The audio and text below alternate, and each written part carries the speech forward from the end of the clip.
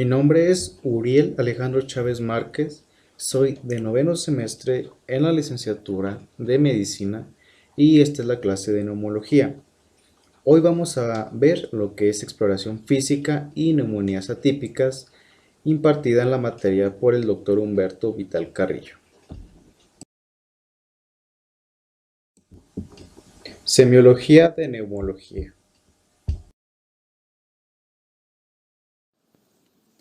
El examen físico comienza siempre por la inspección general, ya que puede ofrecernos datos significativos que orienten hacia una afección orgánica o no, aguda o crónica y grado de compromiso de la función respiratoria.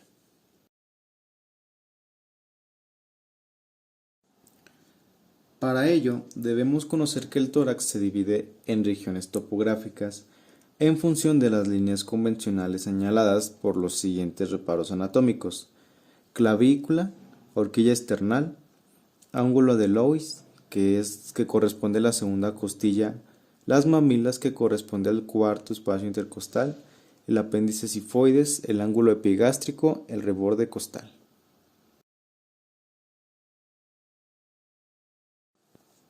¿Qué debe observar el médico en la inspección general? Estado de conciencia. Un paciente con insuficiencia respiratoria puede estar desorientado, soporoso, excitado por la disnea o por la ansiedad. En la facie podemos observar si hay cianosis, aleteo nasal, conjuntivas pálidas, que nos orientaría a una anemia, por ejemplo. El cuello, cuando hay presencia de tiraje supraclavicular, contractura de los músculos del cuello, y esto en evidencia de insuficiencia ventilatoria. ¿Cómo es el decúbito del paciente? Indiferente, ortopneico, en una insuficiencia cardíaca congestiva, en decúbito preferencial lateral, en este caso en grandes derrames.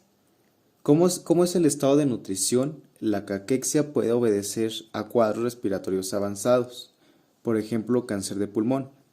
Y otros signos lo podemos observar, por ejemplo, en dedos de palillo de tambor, es decir, acropaquia.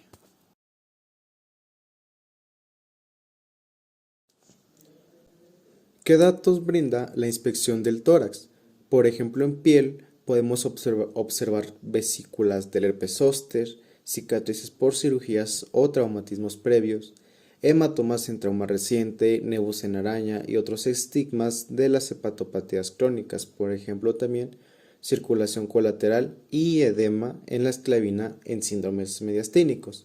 Podemos observar diferentes formas del tórax, por ejemplo está el tórax infantil, el esténico, el hipoesténico y el hiperesténico. Este tipo de tórax se encuentran de formas normales. Dentro de tórax patológicos podemos encontrar el enfisematoso por enfisema pulmonar, el de aplanamiento por fibrosis pleuropulmonar, pectus excavatum y pectus carinatum, que estos se asocian a malformaciones genéticas. Dentro de la inspección del tórax dinámico encontramos diferentes tipos respiratorios. Por ejemplo, en la mujer encontramos lo que es el costal superior, en el varón el costal abdominal y por ejemplo en el niño abdominal. Cualquier cambio en el tipo respiratorio, según sea su género o edad, se considera patológico. También tenemos que observar la frecuencia respiratoria y la amplitud respiratoria.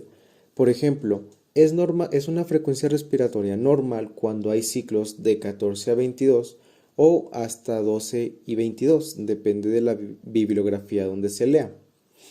Esto es por minuto.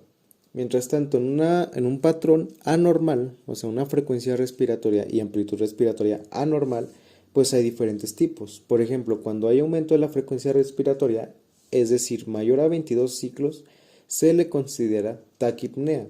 Mientras tanto, una disminución de la frecuencia respiratoria se le denomina bradipnea. Un aumento de la amplitud respiratoria es batipnea, una disminución de la amplitud respiratoria es hipopnea y un aumento de la frecuencia respiratoria y de la profundidad se le denomina polipnea o hiperpnea.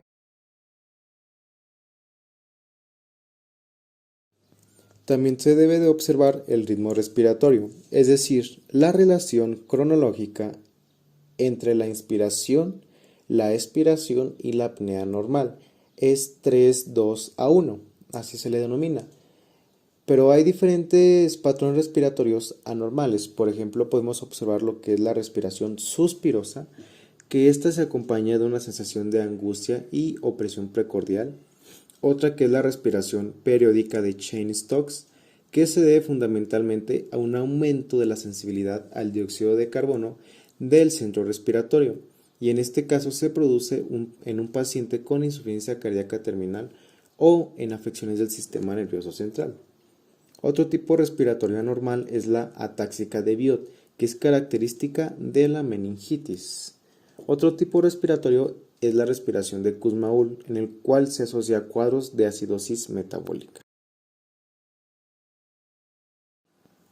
Dentro de la palpación del tórax, la palpación general de las partes blandas y de la caja torácica se debe de tener en cuenta. Por ejemplo, en un paciente con dolor torácico, la palpación de las estructuras permitirá definir su posible origen, ya que en general el dolor se exacerba al presionar sobre distintas estructuras. Por ejemplo, cuando se presiona sobre articulaciones costocondroesternales, podría orientarnos a una costocondritis. Sobre las costillas, un dolor intenso más crepitaciones nos orientaría a fracturas. Sobre el borde inferior de las costillas, puntos neurológicos vertebrales laterales y externales nos orientaría a neuralgias intercostales. La percepción de las finas crepitaciones a la palpación nos indicaría algún enfisema subcutáneo, mientras que al percibir vibraciones con la palma de la mano o en las regiones infraxilares inframamaria indicaría algún frémito o roce pleural, lo que constituye el equivalente auscultatorio del roce pleural en la pleuritis secas. Por ejemplo, no hay que olvidar explorar las regiones axilares, supraclaviculares y laterales del tórax en busca de adenopatías. Y finalmente la aparición del signo de la fobia indica la presencia de edema en algunos casos. La auscultación del tórax es la principal herramienta con la que cuenta el médico para explorar el aparato respiratorio y una de las principales ayudas para hacer el diagnóstico de principales patologías neumológicas. Dentro de la auscultación del tórax podemos percibir tanto sonidos normales como sonidos anormales. Por ejemplo, en los sonidos normales podemos encontrar lo que es la respiración brónquica o soplo laringotraqueal.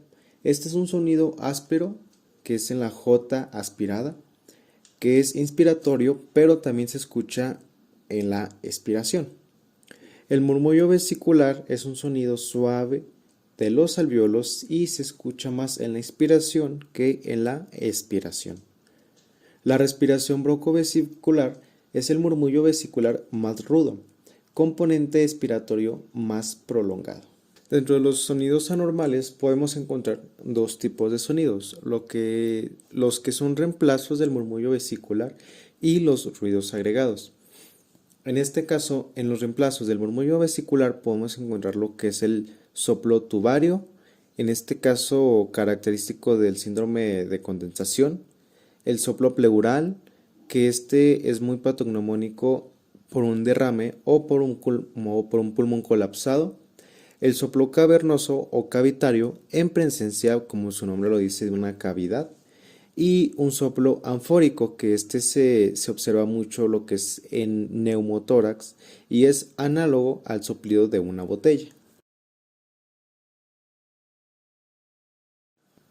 Dentro de los ruidos agregados podemos encontrar varios ruidos agregados, por ejemplo las sibilancias y ronjus, los estertores, que a su vez hay diferentes tipos de estertores, húmedos, crepitantes, marginales, y los frotes pleurales.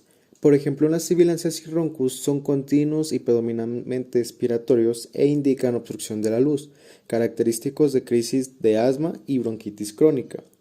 Dentro de los estertores, estos son discontinuos y predominan en la inspiración. Por ejemplo, los estertores húmedos semejan al sonido que se produce cuando se sopla a través de una bombilla en un vaso de agua, que son característicos de bronquitis crónica y bronquiectasias. Lo que son los estertores crepitantes se perciben como finas crepitaciones similares al sonido producido al frotar un mechón de pelo cerca del oído, y estos principalmente se caracterizan en patologías como fibrosis pulmonar e insuficiencia cardíaca. Entre los estertores marginales podemos ver que se presentan, ha padecido muchas horas en decúbito dorsal, mientras que el flote pleural lo ocasionan al roce durante la respiración de las superficies pleurales inflamadas y se ausculta en ambas fases. Predomina en inspiratorio que no se modifica con la tos y se percibe en ambas bases, sobre todo en las regiones laterales.